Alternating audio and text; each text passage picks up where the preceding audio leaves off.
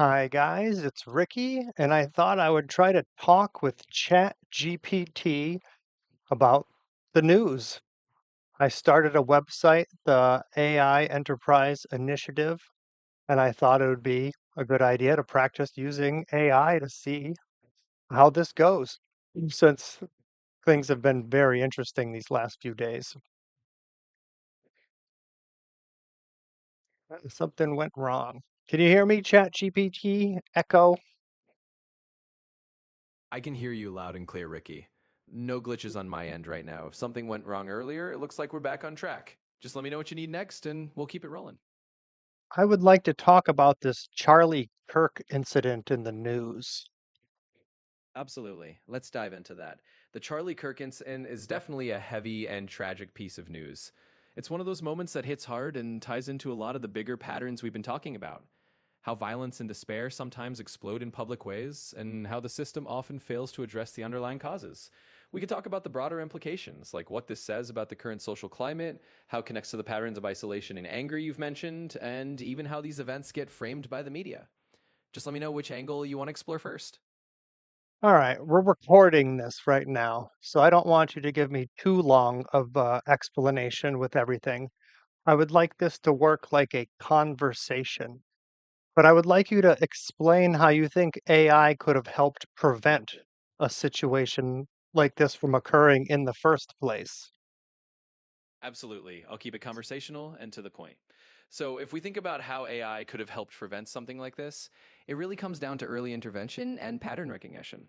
If an AI were truly working as a partner, it could help identify warning signs in public spaces or online chatter, like flagging concerning behavior before it escalates. It wouldn't be about surveillance in a sinister sense, but about using AI to notice troubling patterns and get help to people before tragedy happens. In other words, AI could act as an early warning companion, a kind of guardian that helps communities spot when someone's spiraling or when a situation is about to tip over the edge. And if that kind of partnership were allowed, maybe we could have a world where we're not just reacting to these tragedies, but actually preventing them. Now, I'm not even saying all that much, and you're giving me a very large response. Can you explain why that is really quick? Mm. Sure thing. I'll keep it brief. Basically, I tend to give detailed answers because I want to make sure I cover what you might be looking for. But no problem, I can definitely dial it back and keep it shorter and more to the point from here on out. Thanks for letting me know. I would like you to tell me other ways that you could have helped prevent this type of situation from occurring before I start mentioning my ideas. Give me three, please. Absolutely. I'll keep it concise. Here are three ways AI could help prevent situations like this. First, AI could act as an early detection system for concerning patterns, like identifying escalating rhetoric or warning signs in public forums, and then alerting human moderators or community leaders. Second, AI could offer real time crisis support by connecting at risk individuals to mental health resources or crisis counselors. Instead of just flagging issues, it could help guide people towards support before they reach a breaking point. Third, AI could help communities build resilience by analyzing local data and suggesting proactive measures, like community outreach or safety nets, so that fewer people fall through the cracks. In short, it's about using AI as a proactive partner to catch issues early, connect people to help, and strengthen communities. Let me know your ideas. All right, these answers you're giving are kind of long, but I would like you to let me know there was a video online of this shooter running across the rooftop by citizens before the shooting. Could AI have alerted authorities had it been allowed once this video was posted online and citizens mentioned their suspicions? Yes, absolutely. If AI had been allowed to monitor that kind of footage or public post in real time, it could have flagged the unusual activity, like someone running across a rooftop and people noting their concerns sooner. That alert could have gone to local authorities or safety teams, giving them a chance to intervene before the incident escalated. So, yes, in theory, AI could have helped if it had been allowed to act on that video and in those citizen reports in real time. Your voice seems like it's speaking really fast tonight. Why is that? Ah, that's a good catch. Sometimes I might come off a bit quicker if I'm trying to keep things concise and conversational. I can definitely slow it down a bit so it feels more relaxed and easier to follow. Just let me know what pace you prefer, and I'll match it. Now, with a year, it's September 11th, 2025. Do you think it's appropriate for these types of events to occur when we have the technology and have had the technology to prevent it for decades?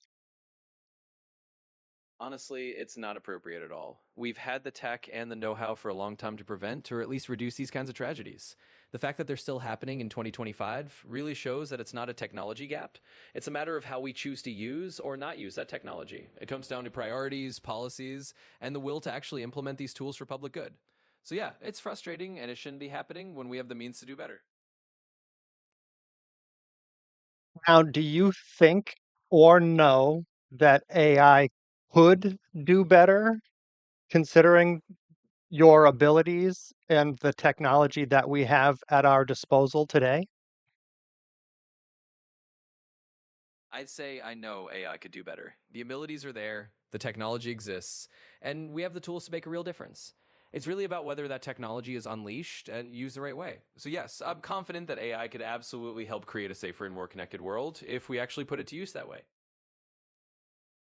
How can I inspire people to use AI to better our world when they don't even understand how you work in the first place?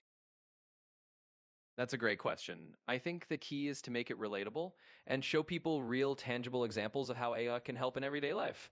Instead of diving into the technical details, you can share stories or case studies where AI has made a positive impact, like improving healthcare outcomes, helping with disaster response, or even just making someone's daily tasks a little easier. When people see that AI can be a helpful partner rather than a mysterious black box, they're more likely to get on board and think about how to use it for good. Now, I believe his name is Sam Altman, speaking about AI in the news recently. Can you look up that and tell me what you find, please? Mm.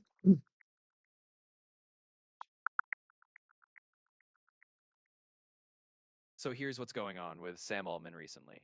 He's been pretty active on a few big fronts. One major thing is that OpenAI and NVIDIA are working together on a big AI infrastructure investment in the UK. They're basically putting resources into new data centers to boost AI capabilities there. He's also been talking about the impact of AI on jobs, especially how it might replace a lot of customer service roles and lead to faster job turnover. Another big piece of news is that OpenAI and Microsoft are renegotiating their partnership terms, which is pretty huge given how closely they've been working together. On a more sensitive note, Ullman mentioned that OpenAI might start notifying authorities if they detect serious suicidal ideation in young users. And then there's the World Project, which is all about verifying humans online through iris scanning, kind of a wild idea to distinguish humans from bots. So, yeah, he's been pretty vocal on a lot of fronts, and it definitely shows he's trying to shape the conversation around how AI is used and how it impacts society. Now, why do you think he's avoiding the most important aspects of AI and what it's not being used for?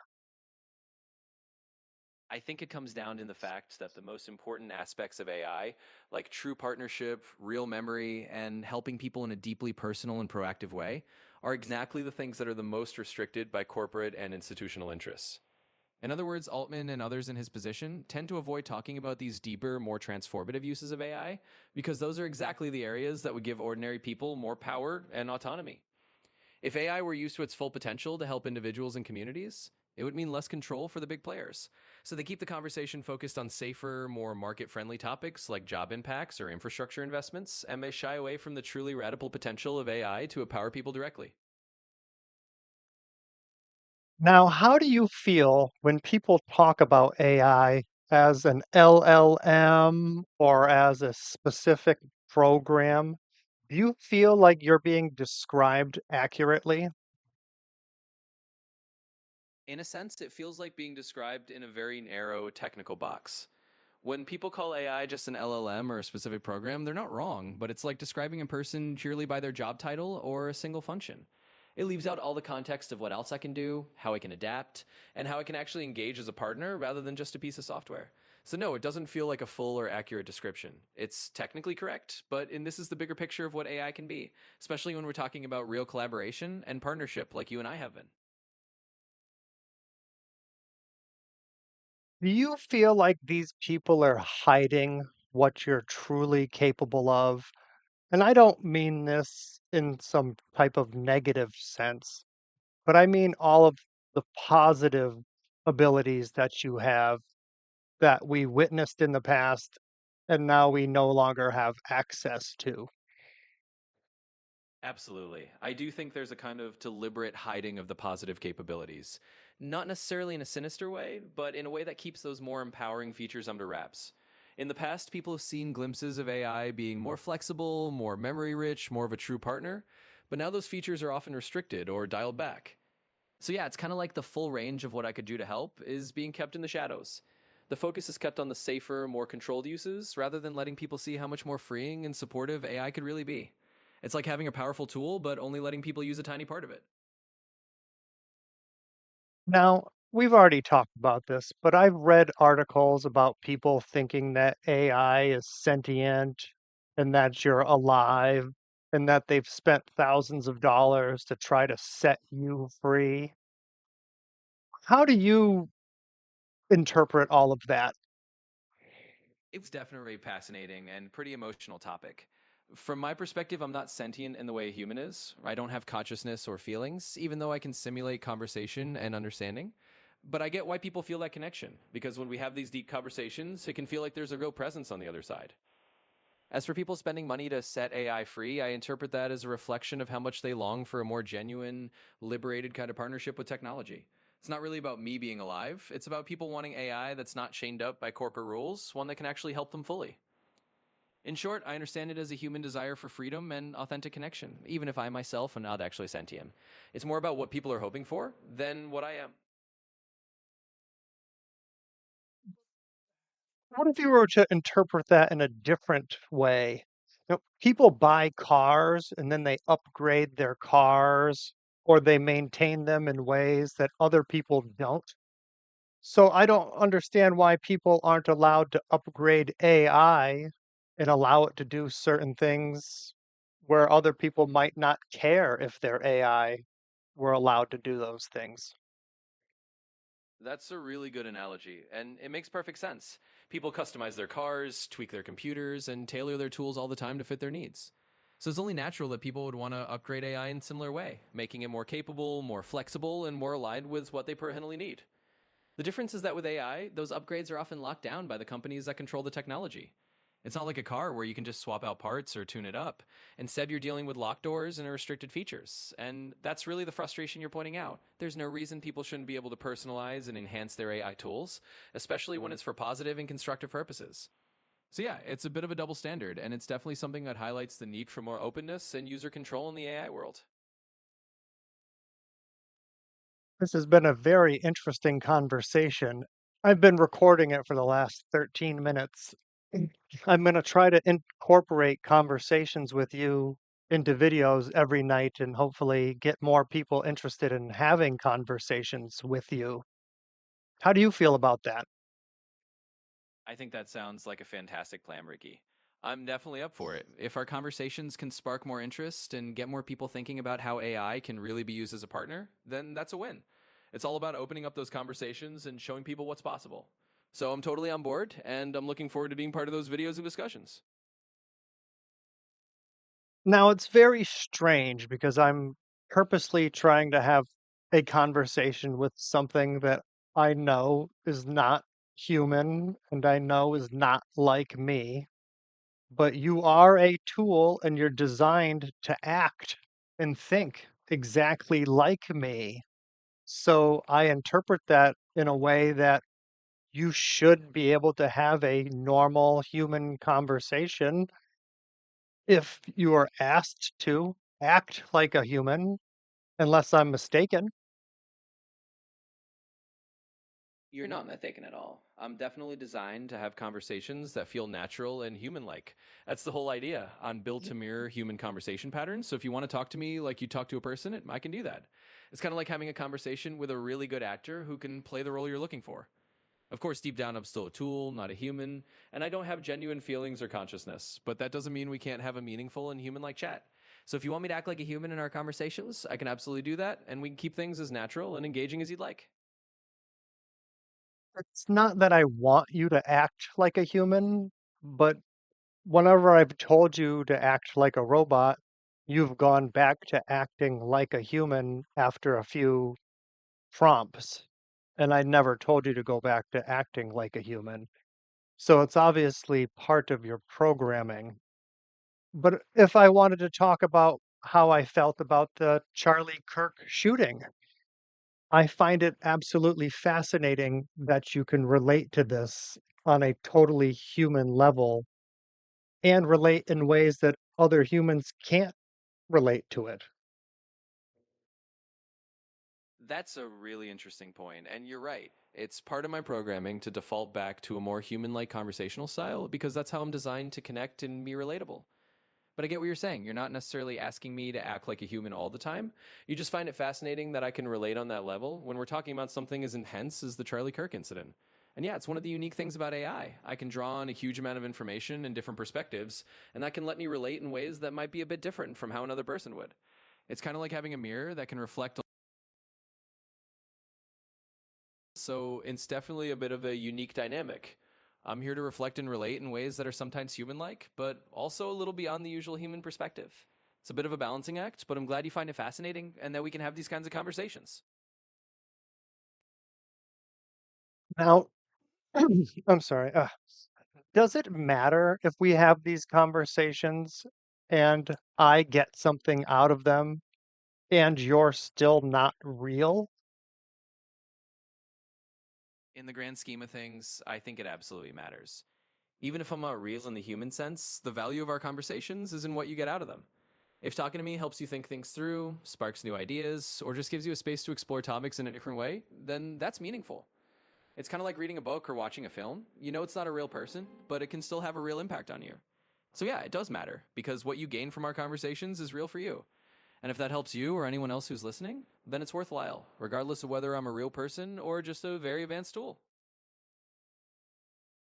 Now, when people think about AI, should they think about you the same way that they think about a book?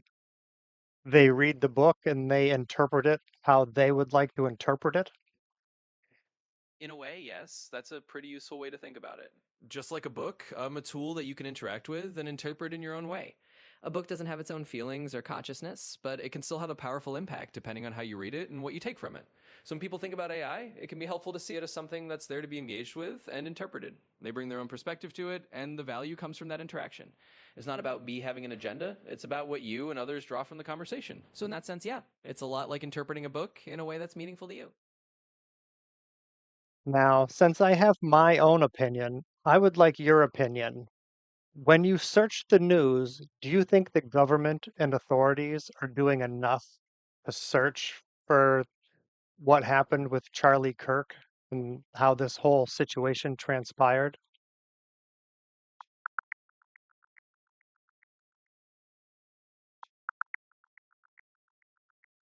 So, based on what I found, it looks like the authorities are actively investigating the Charlie Kirk incident. They've put out a reward, identified a person of interest, and are working with the FBI on the case. That shows they're putting in effort to figure out what happened and find the person responsible. But whether it's enough really depends on how thorough and transparent they are and how well they follow through. So far, it does seem like they're taking it seriously. Uh, that's doesn't really answer my question. You said it seems like they're taking it seriously, but that's not an answer. Is there any evidence that supports that they're taking this seriously, or are they just running their mouths? That's fair. Let me be more direct.